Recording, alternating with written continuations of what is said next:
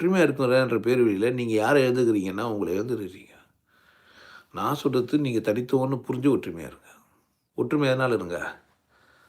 தேவைன்னு போட்டுன்னா நான் யாரை கூட ஒற்றுமையாக இருக்கேண்ணா, எனக்கு தேவை, என் தேவை எங்கே ஒன்றா இருக்குது, என்னுடைய தேவை எங்கே இருக்குது, எங்கே ஒன்றா இருக்குது. அப்போ நான் யாரை கூட ஒற்றுமையாக இருக்குண்ணா, என் தேவை பறவைகளை பார்க்கத்தான் இருக்குது. சுற்றி ஒரே மனுஷனை பார்த்தா போர் அடிக்கல எனக்கு.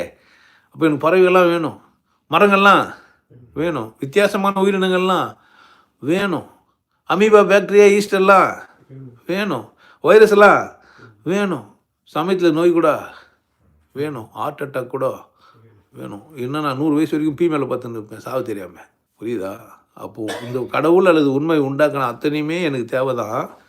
தேவையான நேரத்தில் மட்டும்தான். நல்லா புரிஞ்சு வச்சுக்கோங்க. தேவை தான். எப்போ மட்டும்தான்? எல்லா நேரத்துலையும் எனக்கு அது எனக்கு ஒரு 80 வயசு ஆச்சுன்னா ஹார்ட் அட்டாக் வேணும். நல்ல சாவு இது. டக்குன்னா பண்ணிடலாம், போயிடலாம். அதனால் ஹார்ட் அட்டாக் தப்பு கிடையாது, தப்பான இடத்துல வர்றது தான் தப்பு.